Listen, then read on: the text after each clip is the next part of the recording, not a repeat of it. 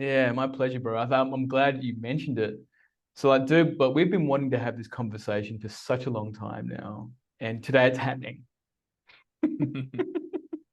So I guess let's start with, well, I'd love to hear your journey, Daniel. Like why craniosacral? Why of all the Mm, modalities, dude? Like why hmm craniosacral? Yeah, well, if you want to hear the whole story, I did not find craniosacral probably until about 4 or 5 years into my journey as a body worker. As well as I did not realize that I had buried trauma and, all sorts of psychological coping mechanisms until about 4 or 5 years into the journey. I started where most people start around physical pain, body issues, and what happened with me specifically was I grew up with a benign bone tumor in my left arm called an osteochondroma. I don't think it'll translate here, but you could see my scar. I Yeah, had there's a I scar had there. like a tennis ball sized bone cauliflower just sticking out under the skin, so it wasn't like too grotesque. But I had this the growth plate doesn't fuse all the way in infancy, and so the bone just keeps kind of blooming out. And by the time I was 19, it was, the size of a fist, and it really affected my posture. You can imagine sleeping with this. I have still got so much left right deviation on this part of my spine and patterns that I'm still trying to like pry the deeper tissues because this is something that was with me for the past 37 years, from infancy. Not to mention all the other ways I beat myself up and scraped and fell off of skateboards and broke bones and all of those things. So in the beginning, for me, it was sort of, my awakening, stepping outside of academia and spending too much time on the internet, learning about chakras and meditation and all of this metaphysical. There used to be a website called Stumble Upon where you just click a button and it would bring you articles within your interests. And that's what me and my artist friends would be doing all the time, smoking too much weed and stumbling upon various things. And as I was receiving the surgery and, moving through all of these like esoteric concepts, I started going, what, wow, it's like I still have this ghost sensation with my body. It's gone. It's not there anymore, but like everything about me still feels the presence of that. And so I started just kind of like in the mirror, like moving and breathing and trying to, if there are such things as energy bodies and chakras, this, that, or the other, like I think my own awareness should be capable of finding that out. I mean, how do the monks and the yogis do it? Well, from what I can tell as an amateur, they focus their awareness until they discover those subtle things. And so that was the beginning of a journey through exploring the healing arts. I've had some really powerful, incredible mentors. Very lucky to find them at the beginning of my career with all of this. I studied with an old Rolfer in Maine who was just, oh my God, just an amazing man, a wizard of the Maine coast. I've talked about him in some other podcasts, but he lived on the water, harvesting seaweed and teaching bodywork in the off season. So he had this very embodied way of expressing the fluid nature of life in our bodies with the water and how that's helpful and healthy. And that's a really actually great jumping off point to say about eventually getting to craniosacral because there is this like fluid body that we have and this pressure system within the spine. And so, picking up on these subtle clues, when I started to get my professional credentials and certifications, everyone around me was like, craniosacral, craniosacral, just try it out. You got to experience it.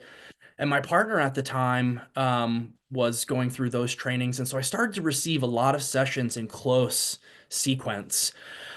And I had already been aware through working with my original mentor that these like emotional somatic releases were possible, but I had yet to go through my own yet. And it was those consecutive sessions of craniosacral in such a short period of time that opened me up. I recovered some really traumatic accidents and injuries from early childhood. I hit my head sledding at 4 or 5 years old and relived the entire memory. The fear and the anger was trapped in the front of my neck, the SCMs, and I basically, was stuck on the disc like what's that? The Christmas Story where the little brother's like padded with so much snow gear that he can't move. That was me hurtling backwards down a hill trying to keep my head on for dear life and then hit the back of it, smashed it on the ice and went out of my body and had like a very terse conversation with God and all of that came back to me in an instant in this session. And then that led to some other things, some abuse from childhood, some sexual abuse, some things like that that I'm still kind of getting comfortable talking about.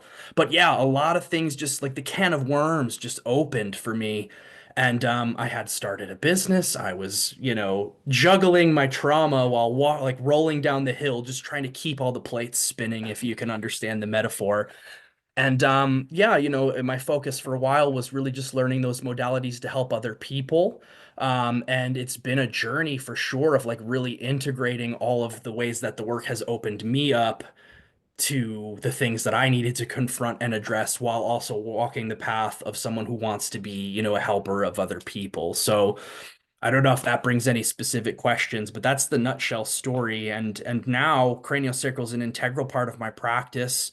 There's such a beauty of communicating with the fluid inside of the spine, and it also has really activated this whole concept of the somatic emotional release. And I've stepped deeper into that work the past 2 or 3 years, and so now I'm just looking at it as a bridge to communicating directly with the unconscious part of the body and the things that come out of people when they get into that state of balance through the spinal rhythm. It's just fun, mysterious, inspiring, spiritual. Just really shows the passion of this consciousness unfolding. And I think I get a sense of that with your work as well, like beyond Mm. just surface modalities and fixes and psychological hacks. There's this idea of the consciousness wants to express and unfold and be its true nature. And I think that's where the intersection you and I will be able to talk about will be. Yeah, thanks, Daniel. I loved hearing that and feeling all of that and acknowledging your journey too, including the those divine synchronicities where you meet someone and then you receive like a bulk load of healing and you're like, oh my God, like I wouldn't have normally gone and paid someone to go and do all this, but is that true? You kind of were in that.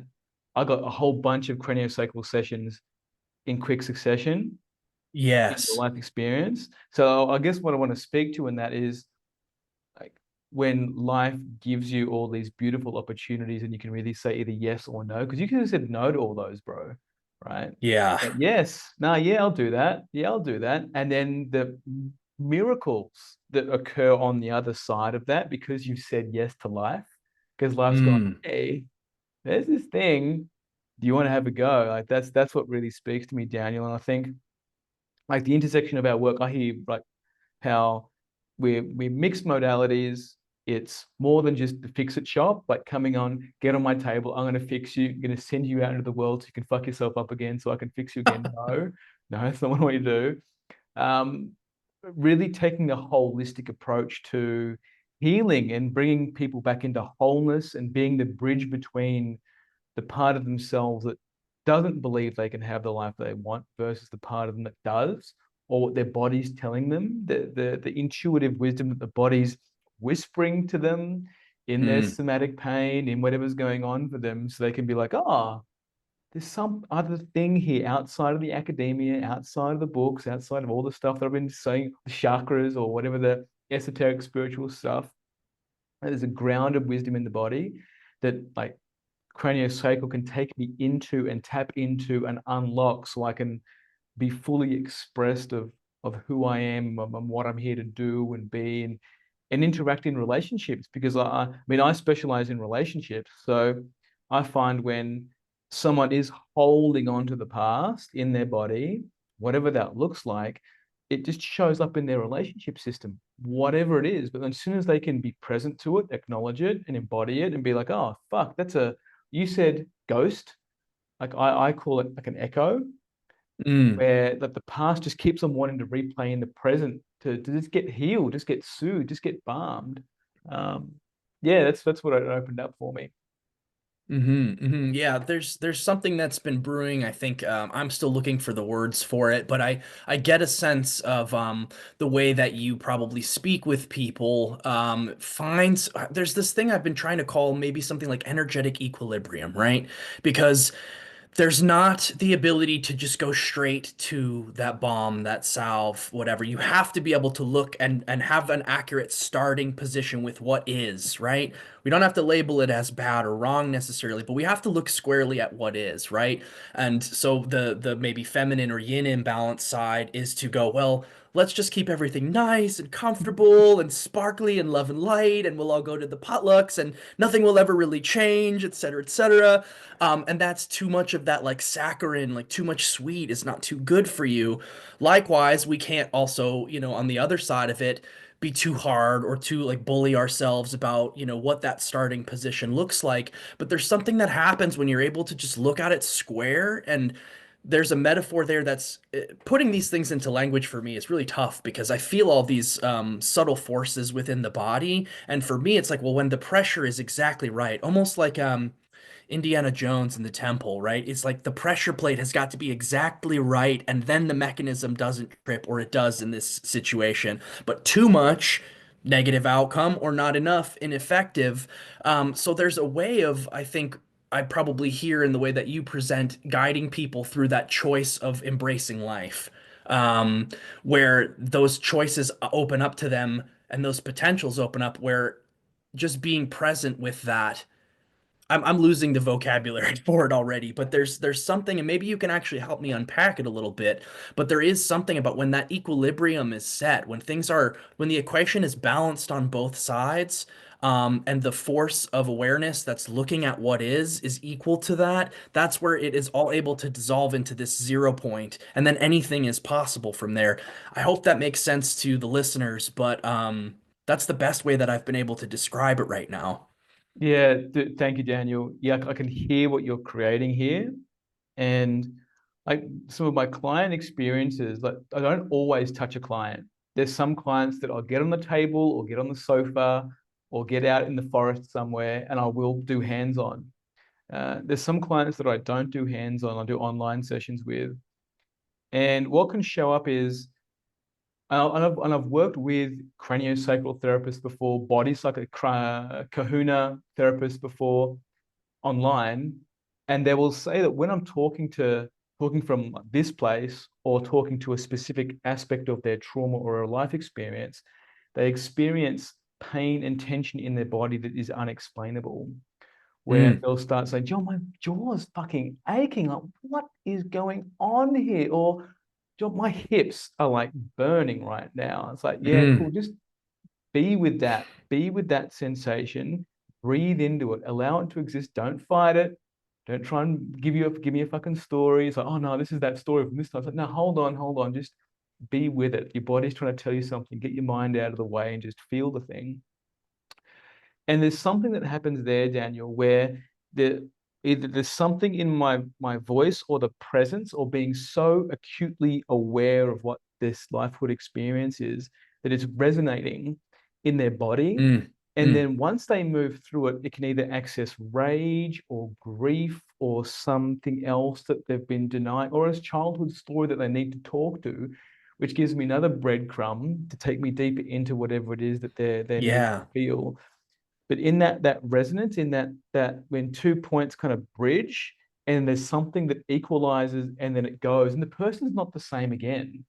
Hmm. It's quite surreal. And then in my in-person stuff, like when I was on the table, like when I was receiving my mentorship, like we had groups of people massaging me. Like I had like 5 people on me at one Hmm. time, and this wasn't like nice, gentle, subtle fascia work. This was deep tissue, elbows into my jaw, like into my neck, like all these spots. And in that process, it took me through a grieving and letting go process of like having someone like deep balls deep into my calves, like feeling the grief and the pain Mm, and being able to surrender into that. There's an equanimity, equanimous sensation that appears hmm. when you go to the other side of that grief and you just let go. And then that same point that that person was massaging for the last minute goes. And there's something in the massaging experience and having hands-on work and having someone who's so deeply present with you. I think it's a presence thing as well that Hmm. shifts. I've only just recently, I'm going to jump around a bit here. I'm sure something will come through. Um, it's only just recently since I started being receiving craniosacral, and this guy that I see in the area who's been doing it for like 20 plus years, as soon as I got into his room, I could feel his experience of the body. Like he's had so Mm. many people in his hands and in his palm Hmm. that I can just feel this safety with him. And when he did the calibration, like check on me, you could just feel straight away, like, oh, I can feel this is going on in your body. I can feel this is going on in your body. And that level of attunement to the body, that sensitivity, like that's almost superhuman to me because you're connecting to something that's so the way I perceive it is so subtle. And to be able to Hmm. discern yourself from the other person is the real Ooh, fucking chills. mastery. Yeah. Yeah. Oh man, I love it when other people have words for stuff that I do with my hands because, I'm getting better and better at the download of like, okay, this is where we're taking people. This is what's happening. And before I get too much into how cool I think the subtlety of the body work and the craniosacral is, because I definitely agree with you. It's like magic. Um, the thing that I was feeling from what you were saying is that I imagine ultimately what we're doing here. I mean, I think there's different like substrata of layers, right? And I don't know of, there are lots of different systems of how to look at the physical versus energetic body, and I don't ascribe to any of them because my practice for the last like 12 years has been throw it all away and just be here. So I love to kind of just play the idiot savant and be like, oh, interesting. Did you learn that somewhere? What book was that in? And, kind of have the same wisdom in my hands. But we're both, on one level, I think we're trying to find the neural pathways. And you're doing that through attuning to someone's story and being really good at probably like having that language scalpel to dissect and split the hairs of, well, what is your exact experience? Is that a story? Is this the present moment? Is that what you're truly capable of versus where you've been stuck? And like that causes that reverberation, like you're saying, where then all of a sudden wherever the somatic component is in their body gets activated. And so that's very much what I would say in the top down psychosomatics, like starting with the mind, guiding it into the body. And I've had even just some traditional therapy in the early days of trying to work through my shit. I remember when my first therapist that I went to was able to activate. I had a very massive release in my left arm, started tingling, started coming awake and alive, and that tension pattern related to anxiety or trauma or whatever it was, I don't remember. So I know that that is possible, but I've been doing the exact opposite way, which is starting with splitting hairs in the tissues and diving into those sensations, and then allowing the body's awareness to translate that into the story.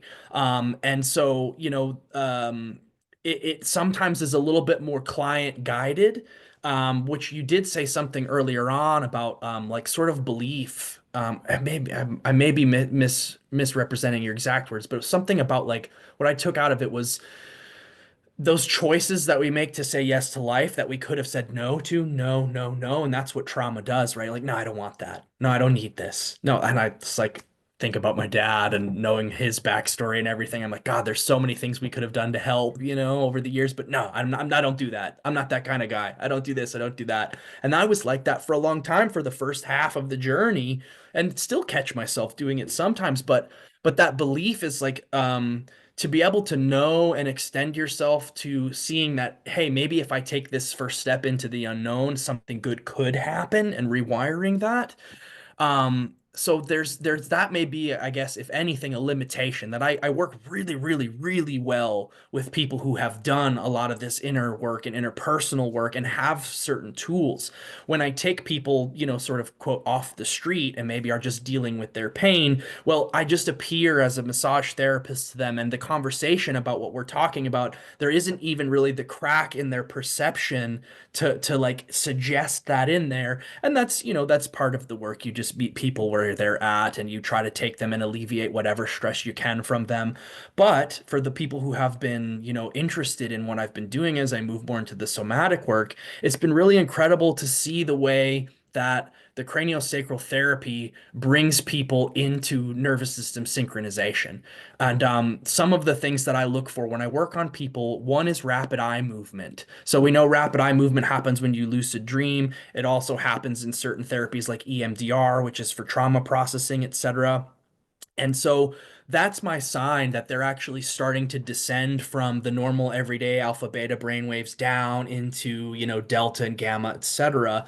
And if they don't fall asleep, the sensations that I'm splitting hairs in their awareness, whatever that neurology is, whatever that story is in the mind, body, mind, now it is starting to translate in all sorts of really weird, symbolic, archetypal, Jungian ways. Like silly things have come out of people. Also profound things, also incredibly nuanced and complex associations that you would be like, well, how did I get from here to here to here to here to here? And so it's been really interesting because it's less of me using the language scalpel to dissect their story and starting with the story, and more of using the sensory scalpel to go in the tissue and separate those.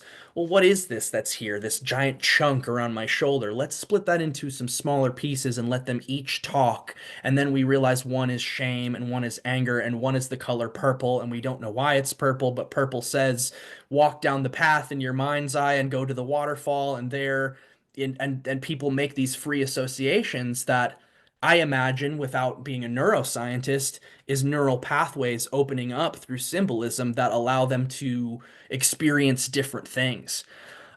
So, we're both kind of like spelunking into the consciousness of people through our different venues to affect that neurological patterning. And maybe even beneath that strata is the consciousness itself, the spirit, the soul.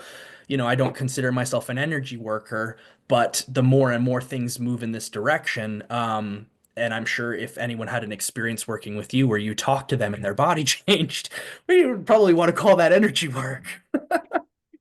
I know for me, like, I don't like calling it energy work Me either. because But I'm just saying, yeah. because the body for me, when I realize that the body's where it's at, like it always comes like I'm getting a massage tomorrow. Like I have my maintenance tribe of people that maintain my body because I Hmm. know that because working with someone, I can onboard whatever they're feeling, whatever they're going through. Like there's elements like as much as I do my best to sieve what's me from them, I can still walk away from a session being like, fuck, I can feel there's something in me and on me that's not mine. I need to go see Mm, someone just to get that maintenance to so I can feel my body again. And I know the mm, longer I go without the body maintenance, the more numb that I get. And then so when someone touches me on the arm, I'm like, wow, that's much more sensation that I'm feeling right now. I need to go get a massage. I need to go get checked. Like I'm overdue to go see my craniosacral guy because hmm, like for me, like the body is the antenna and how you send and receive who you are as a person. And before I did body work and was receiving body work, like I thought I had a good handle on things, but mm, I was also a lot of stimulants, like a lot of time on the computer in front of a screen. So, and I know for me, hmm, the longer I'm on a screen, the more upwardly displaced my energy goes. So I start going into mm, my head mm, more. My language gets super fast. I can't feel my feet. I need to take my shoes off. So like straight away, there's I think there's a like when you're talking about the love and light piece, I think there mm, can really be a missing segment of dragging, pulling people into their body and acknowledging mm, that the physical representation of what you're trying to express you can't bypass the body. We can try to, but you won't. And then to double down on that, like in the five character patterns or the five personality patterns that came from Wilhelm Reich and Alexander Lowen and hmm, John Parakos, like there's specific types that do prefer as a survival pattern the love and light stuff. mm, Like and when I'm working with some, because I pre-qualify people, I can tell within like 30 seconds where their survival patterns are and what they're doing. And there's some people that I'd prefer not to work with because they're mm, either uncoachable I know that after this session, they're going to go away and smoke some weed, which undoes all my body, all the work that I've done. Smoke it Mm, versus eating it, there's difference for me. And then it's just, well, well, I'd rather invest in somebody that I know that's going to respect and value my work and take themselves into another aspect of their life that they've been denying, or they're going to create a family or create a life or create a relationship that really feels aligned to them. Um, mm, and knowing that when I have that frequency in my body and say, look, I'm only want to attract those people that are here for those deeper journeys, that are here for that long game, then it starts to then those kind of people do appear on my radar.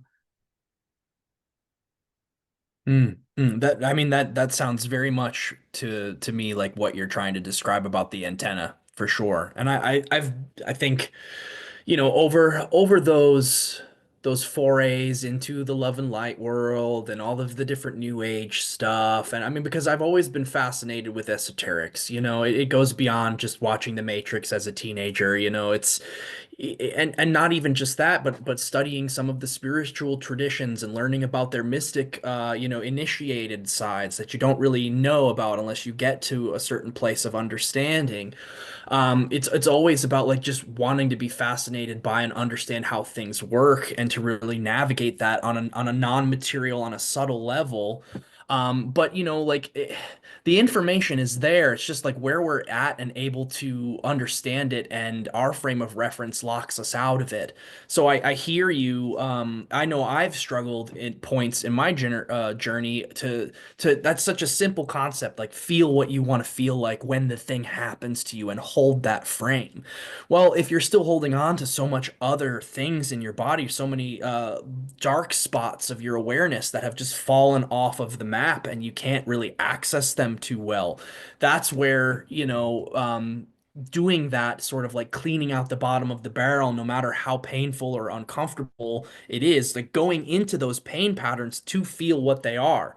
And I guess that comes back to that equilibrium. It's like the choice to hold awareness over what is. When you bring the fullness of your attention to the fullness of what is being held, no matter what it is, if you've got to scream or cry or shake or run out of, I've had teachers tell me that there were people who would just receive a treatment in a seminar and run out of the hotel, just bolt out of the hotel room. And that's okay. Like you don't need to judge that because it was exactly what needed to finally express itself from that moment of time that was trapped there. Because maybe running away in that situation wasn't necessarily bad or to be judged, but just needed to get out of the system. So when you start going on this journey, whether through talk and energy or consciousness and the way that you use language to coach people, I guess through coaching or through body work or both, and and you start incorporating all of those things, it gets to a point where it's like beyond like, well, I just want to feel better in my body, right? I don't want to have pain. And then, beyond the pain, I'd like to be able to like be fit and exercise and work out and go on hikes and run and play with my kids and all of these like joyful activities that having a good body would help me do. And then there's the next step that's like, well, I wonder what I'm like really capable of if I was to just actually figure out what all this stuff is and get rid of all of it and keep going and keep going. And when I think I'm done, keep going, keep going, keep going, keep going, keep going. But like really it's important to do that because we can only hold so much. And if we're already full of things that we don't want to look at, there's no room for anything else. And Mm. geez, I mean, I still learn this lesson every day. I mean, the last 6 months has been a huge lesson for me since the hurricane, like to a T, John. I was in the exact same time loop as 4 years ago with COVID, because 4 years ago with COVID, everything shut down. My house of business cards that I had built on a shaky foundation all had to fall apart. I had built myself up to, a 15 practitioner wellness center organically just from grinding one office, then the next office, then the next, then the next. We just hire people, and all of that collapsed for COVID. And then I had this long period of time where all I really had was the time to look at myself. And Mm. here comes the hurricane now 4 years later, and I'm again building my house of cards. I've got my business aspirations, launching my new programs, doing this thing. I still have that tendency to overwork a little bit and over rely on caffeine and stimulants. And it had snuck up on me once again. And then when the hurricane came through, I did not have the responsibility to really transmute that into like, no worries, water under the bridge. Yeah, a hurricane came through and destroyed a whole bunch of stuff, but like I can manage this and I can find a way to pivot and thrive. I had to go back into the collapse, which isn't fun, Mm. but I'm used to it at this point, and I welcome it because if I need the collapse, if the collapse is happening, I might as well embrace the collapse. But yeah, I look back on that and be like, man, if I had really figured some of those things out again or gone a bit deeper the last 4 years, maybe I could have just like had a quick pivot and transmuted it into a more abundant and joyous and free situation than I had even before. But I had to sleep a lot and work through some things and get a little depressed with I mean, it was a massive event and so much destruction and chaos. So I think some of that grief was warranted. But at the same time, just like, wow, it's the mirror from 4 years in the past with COVID to right now. It's like, okay, time, I'm getting it. You can't be more clear than all of reality shifting to show you where you're still stuck. Time to make some different decisions, or at least get motivated again and start to get back in that creative capacity, that joy, that ease, and that flow, which is, I think, ultimately, if I was to try to express one benefit of to anyone of working with either of us, would be reclaiming that what comes naturally to children, that joyous flow state where everything is potential, everything is possibility, and everything can be just like fun and imaginative. That's what's at the bottom of the barrel in my experience when you scrape everything else out, is that infinite potential to just adapt and be and flow. We get rid of one story that has locked us down and made us stagnant and hard and fixed. And we say, oh, wait, that's just one of infinite possible choices. And I don't need to hold on to that anymore. So what else can I do?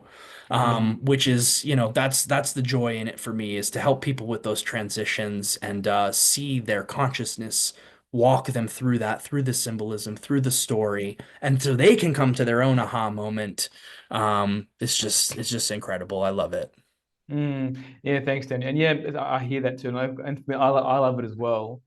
Where I think seeing someone transform gets me off. Like seeing someone come in and like, oh wow, John, you mean I can have more capacity? You mean like I can do more? I can do.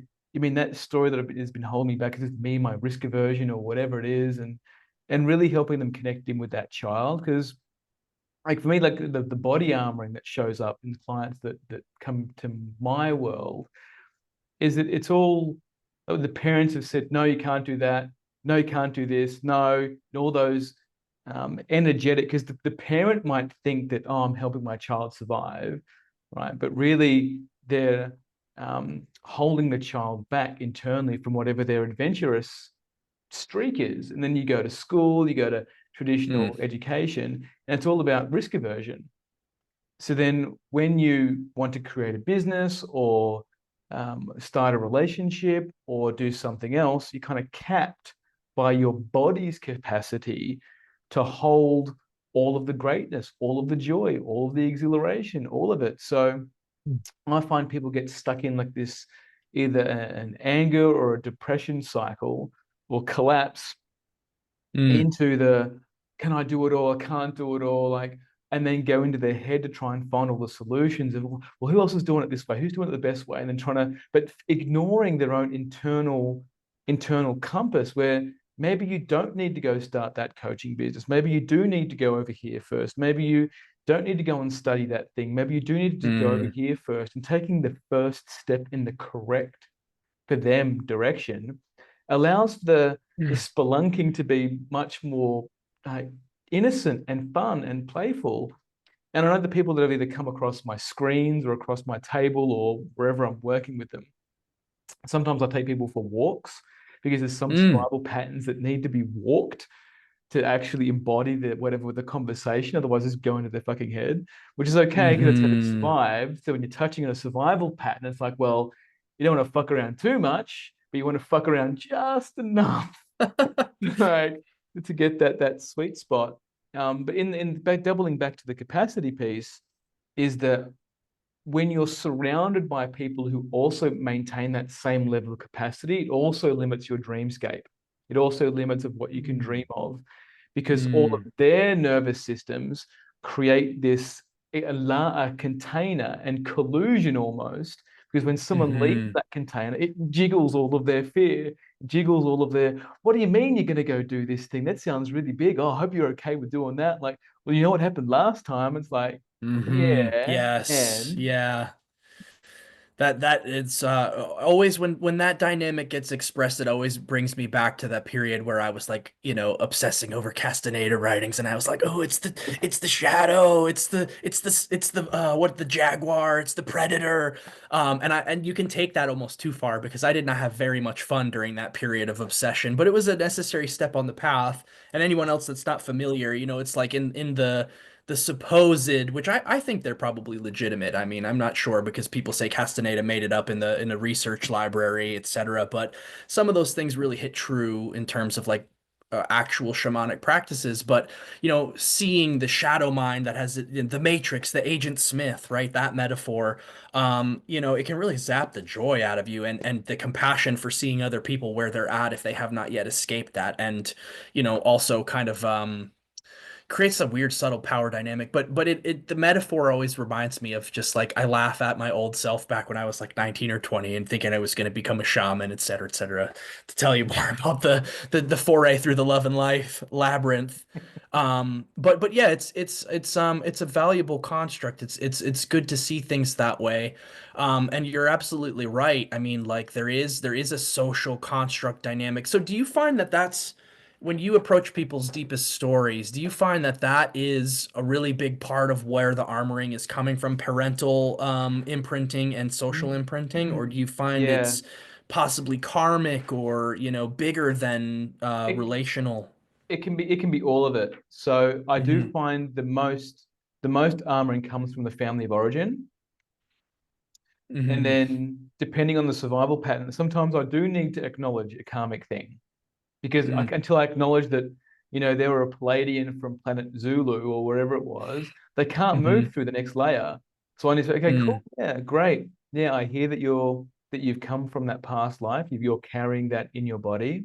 And what does it want to say right now? What does it want to express? Like, I don't need to be Mm. afraid anymore. Great, fantastic. Don't need to be afraid anymore. Great. Feel that. Feel that boundlessness of not needing to be afraid of that anymore. It's like, oh, great, cool. Oh, fuck.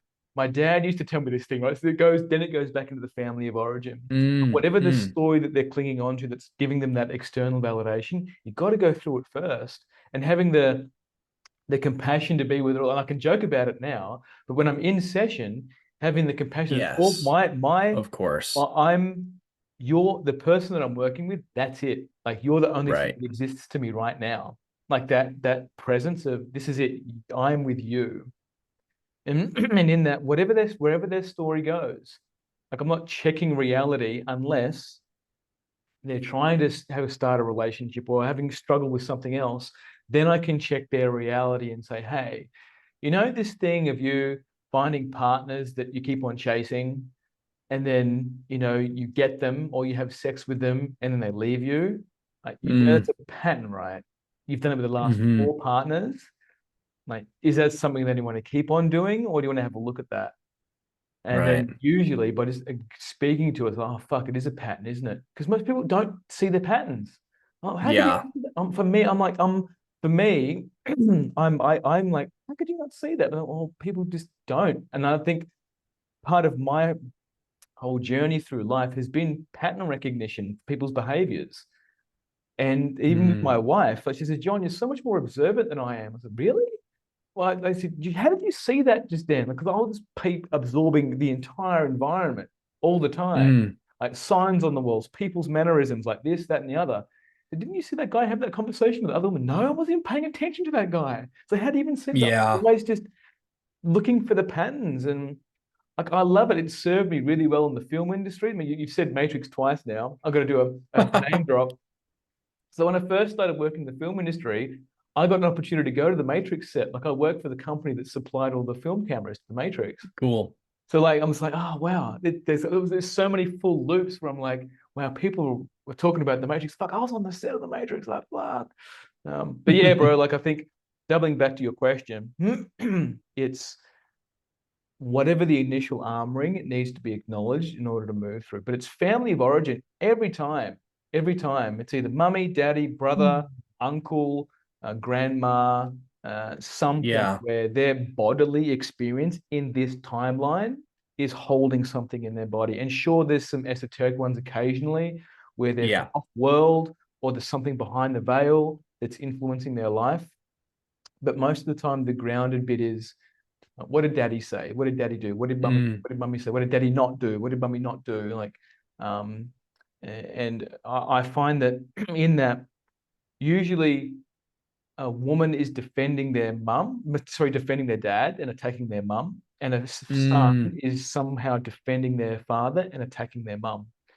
So mm, it can cycle where until you can pull your parents genuinely off their pedestal, express all of the disappointment, the anger, and the rage and aggression to whatever the parent that you are holding on that pedestal, nothing really shifts.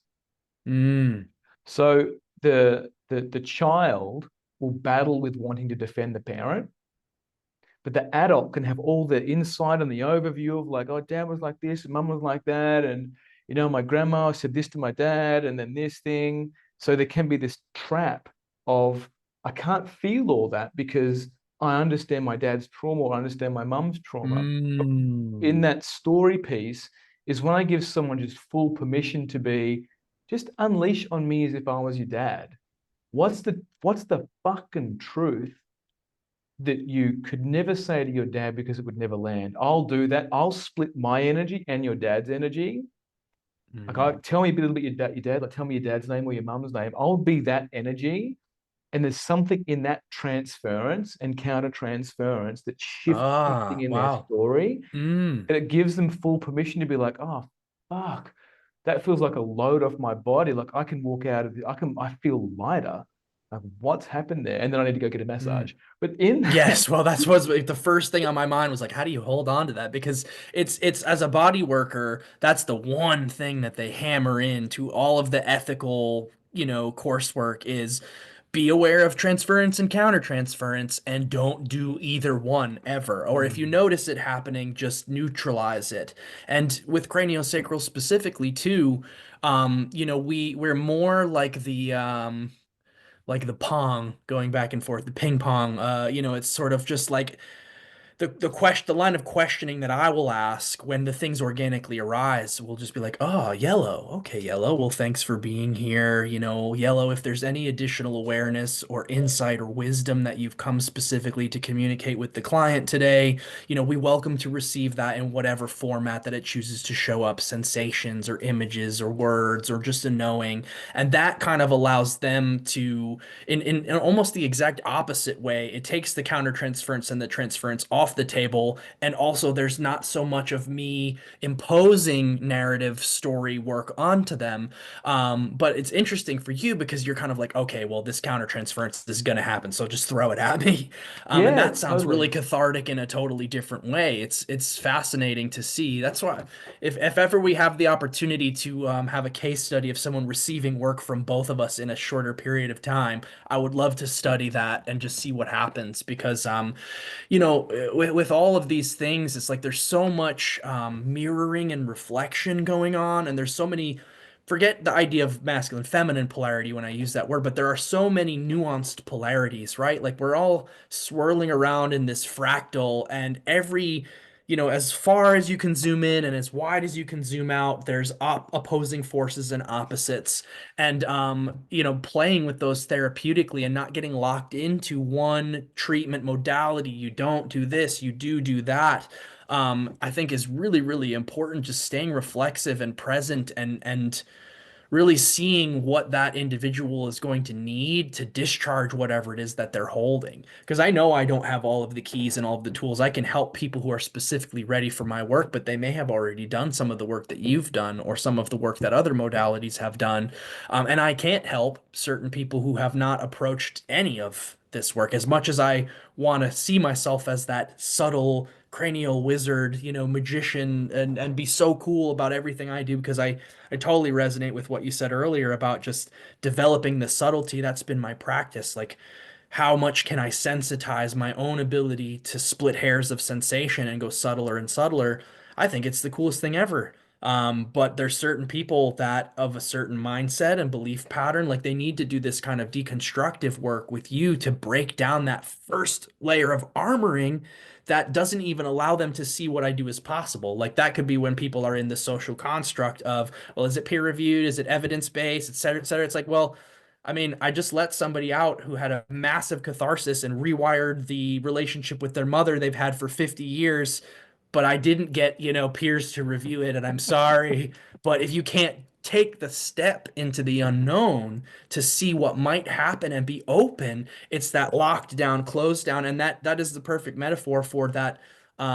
If we're really, what both of us are doing is affecting those neurological patterns, that is a closed system. There's no way to lever in a small opening to start to play and create change in that system, because it's so locked down that it just will not budge. And that is Mm. for what I see, and it's very sad. And I hope, through the work that we're doing, the ripple effect that goes out, and even if people don't ever work with us, hearing these words and opening their minds to the possibility, over time we change the pattern for future generations so that there's not this much shit to go through for people, and we can focus on maybe steering humanity in a direction that's actually pretty cool. But we have to get through our shit first, is what I feel like this time period is for. And it's wonderful because, I mean, I would never have come upon any of this information or any of the people that I know if I had not dropped out of academia and spent all my time with the access to the collective consciousness through the screen and started to figure things out for myself. So we really are in an incredible opportunity that, even the previous generation didn't have to access this unfolding healing work and grow, etc. There was something else there that I had thought of, but I lost it. So Oh, good. just move on. It might come back. Who knows? Sure. I love what you mentioned there, and like what popped in for me was like letting go of what the therapy is called, what the modality is called. Mm, Look for the therapist. Like I have people telling me, oh, that they've done EMDR, they've done tapping or NLP and all that kind of stuff. I'm like, yeah, great.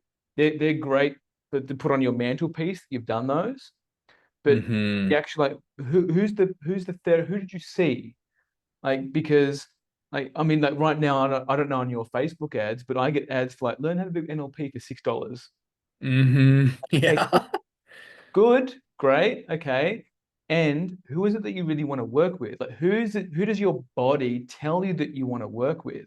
Because for me, like when some people come to me to get pre-qualified, there's people in Australia or other areas of the world that I'll just recommend you go see them first. Like, great, I Mm, can't work with you until you can start feeling your body more. Go and see this hmm guy. He's in the middle of New South Wales somewhere. He'll do all this shamanic release to get your body into get your. He'll do he'll do the spiritual side of things, like some cord cutting and some deep curse removal stuff. Great, go do that. mm, And he'll get you into your body. He helps you balance your masculine and feminine, left side of the body, right side of the body, all that. He'll ask you some questions. He can intuitively detect when he's elbow deep into your calf muscle. What happened at 17 years old for you? mm. This happened and this happened. Great. Feel that, just let that go.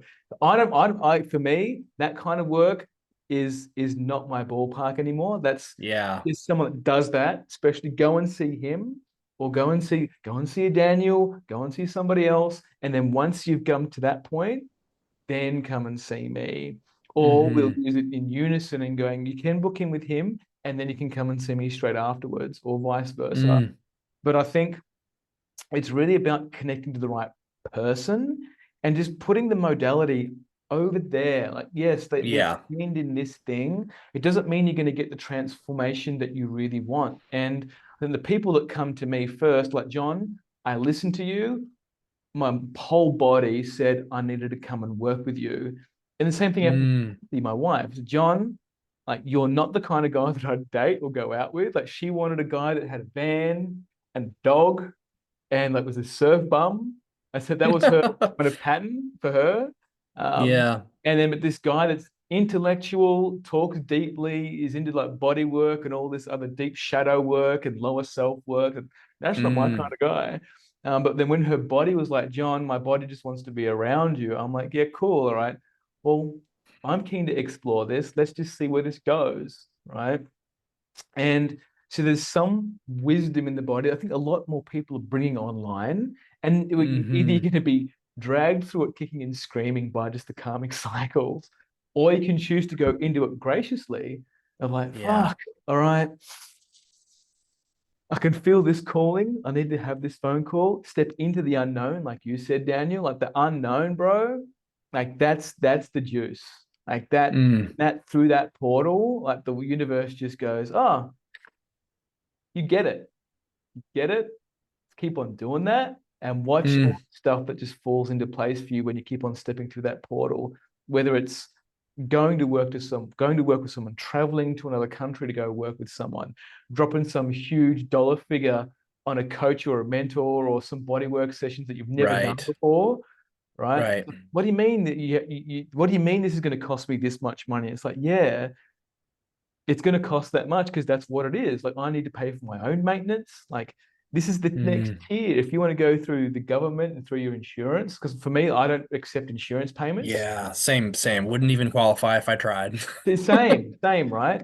So it's like, well, John, like I can go see a psychotherapist in Sydney for $120 an hour. I was like, great, go see them because that's Yeah. not. I don't do that work. Hmm. If you want to have someone tell you for years and run you around in circles for years and be afraid of Mm. all that the structure of how they need to operate their job because they're afraid to lose their license or they're afraid to get their income.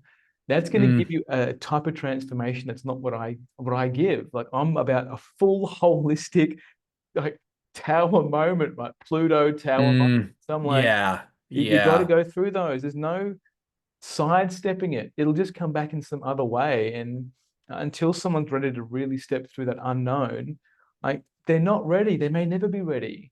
Hmm. Or it's not now. It could be later. Or maybe they need to go through another tower moment to be like, fuck, all right, I Yeah. give up. I give up. Right. Just what is it?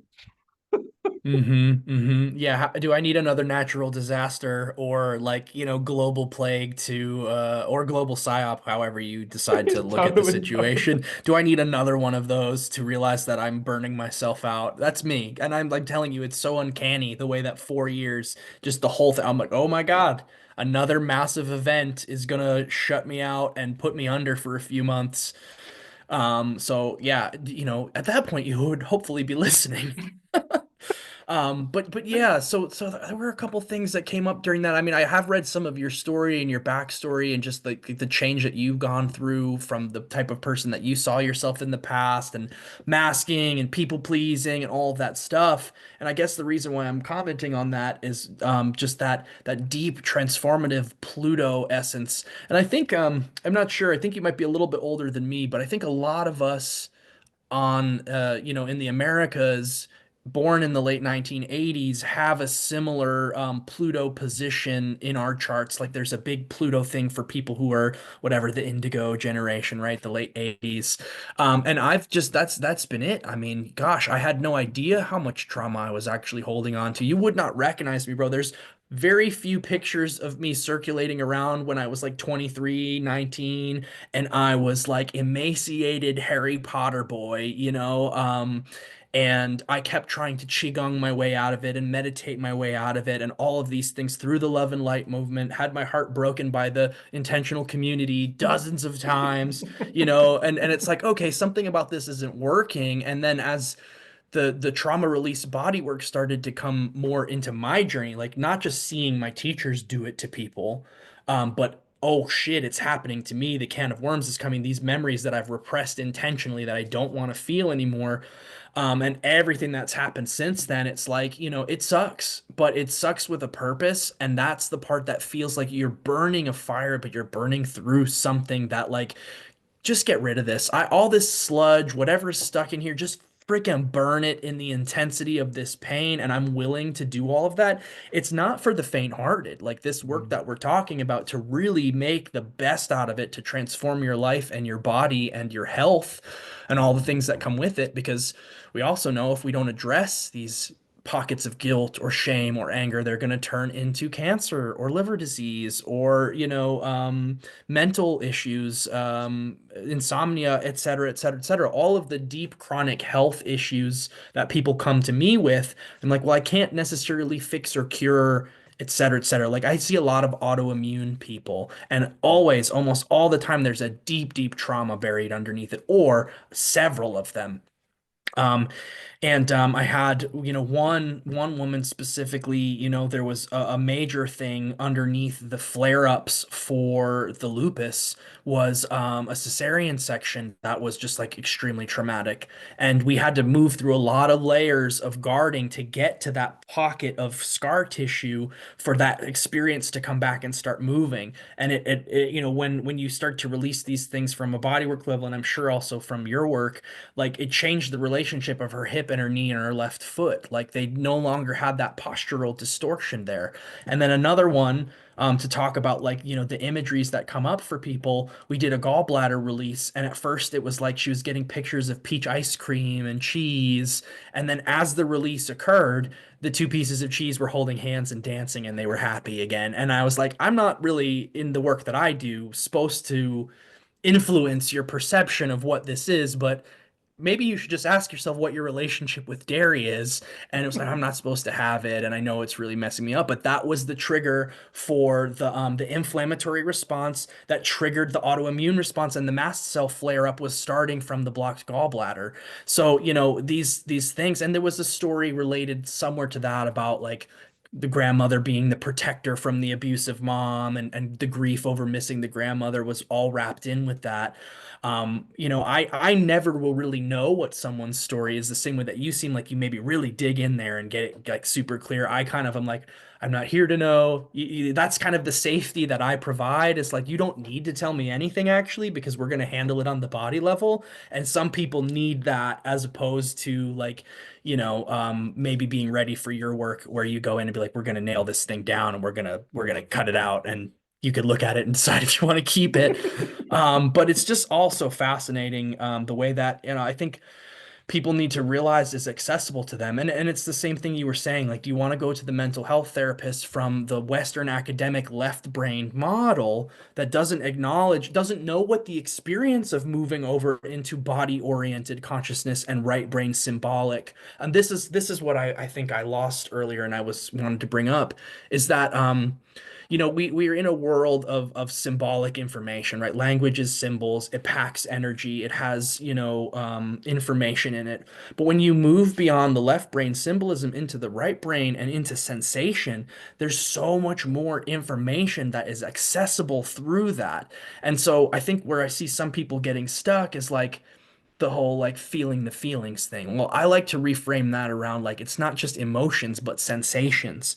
And if we can, clear all of that out and attune ourselves to be open, and have more of our mental process be less holding all of these like restrictions together to keep our mask intact so that we can function, masking to make it through the social world and please our boss and our coworkers and our family, but live like as an empty husk, a matrix world.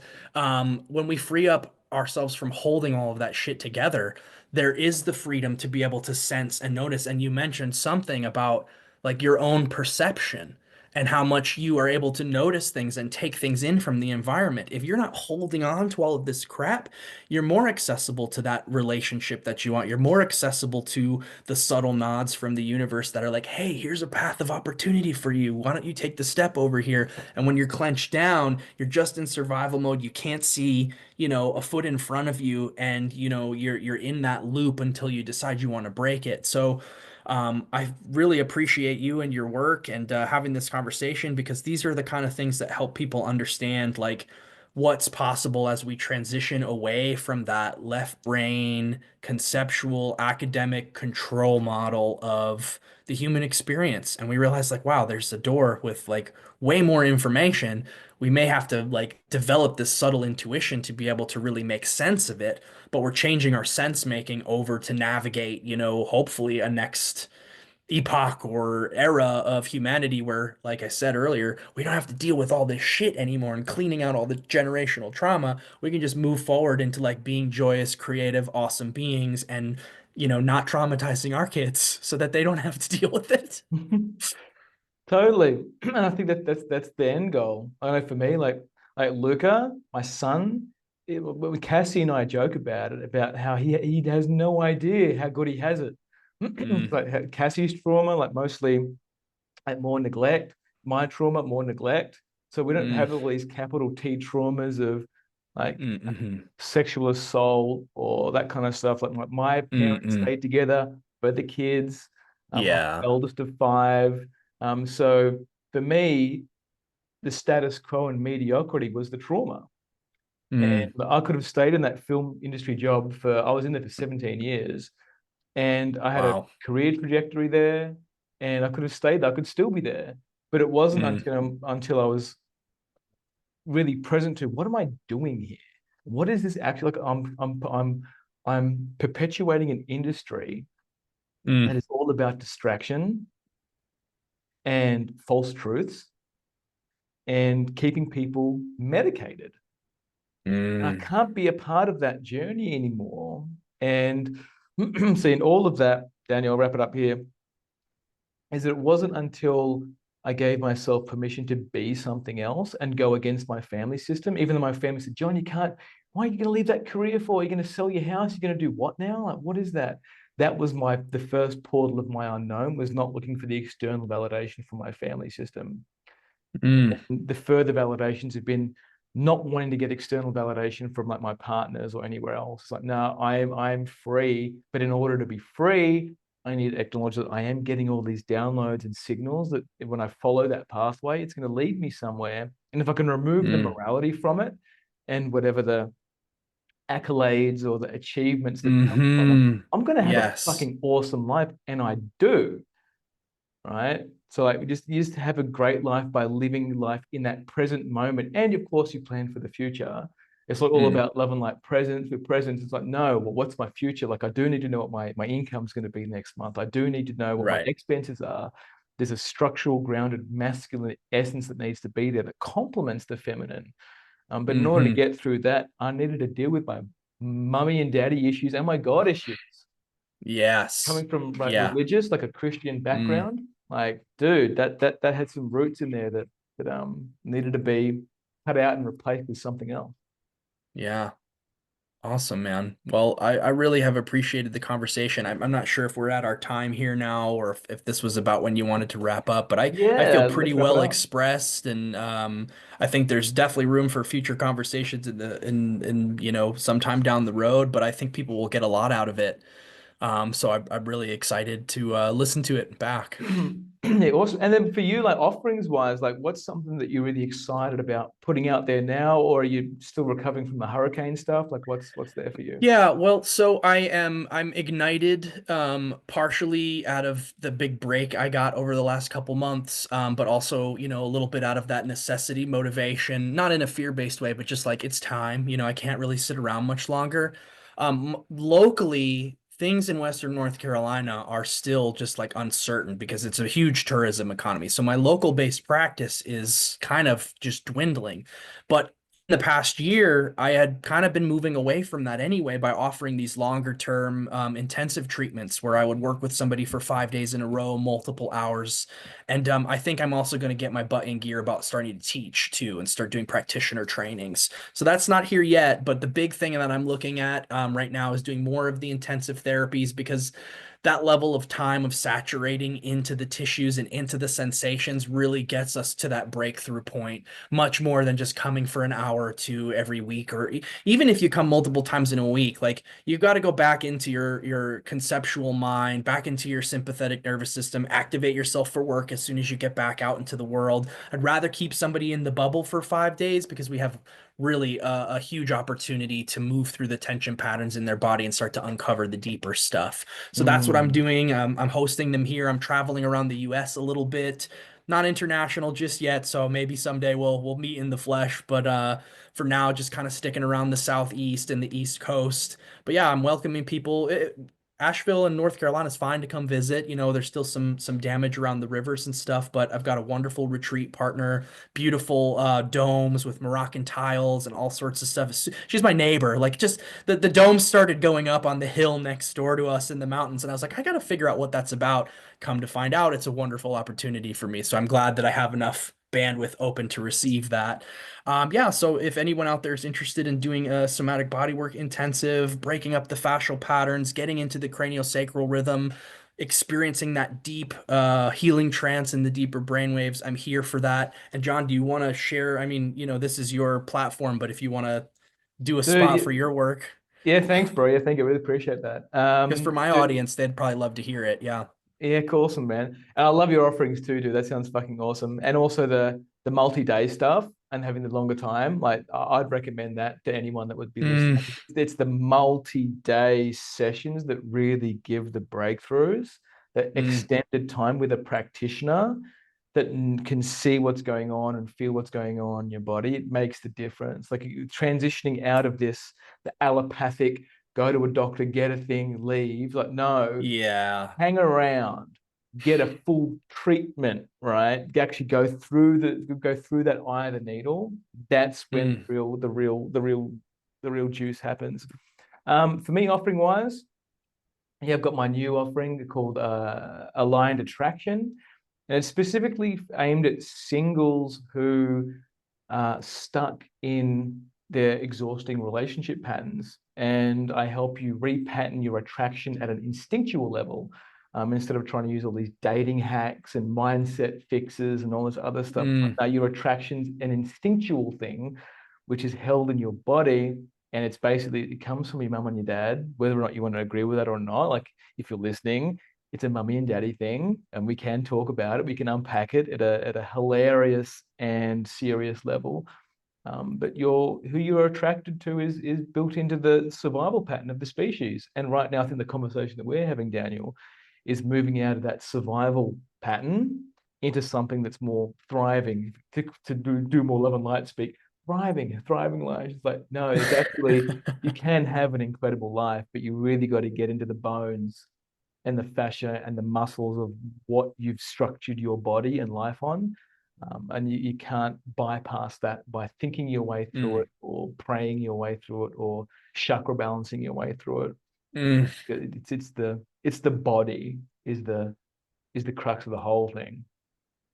Excellent, man. So I would refer to you maybe as a body-based relationship coach. Is Sure, that the appropriate? Yeah. Will that work? dude. If Like anyone's I'm interested, if they want a referral. I'll take it, dude. I'll take it. Okay. And hands on and hands off work. So it's Great. a bit of both. Awesome, man. Cool. It's been an absolute fucking honor to finally connect with you, bro, Yeah, I'm and likewise. hear your life's journey and a bit of your life's journey and what you're Hmm. offering and your experience. Like I could really hear your love of what you do in your experience. Thanks, man. It's been really good talking to you too. And yeah, I'm gonna stay connected and see what other potentials there are. Maybe work with you myself at some point, and you know, any collab that comes up, I'm here for it. So thanks for the soapbox to stand on. Yeah, man. Mad love. Dittos, dude. Absolutely the same thing. I think we're aiming for the same goal for the collective and ourselves. So it's a beautiful intersection. All right, man. Cool. Mad Take love. care. Talk See to you ya. soon.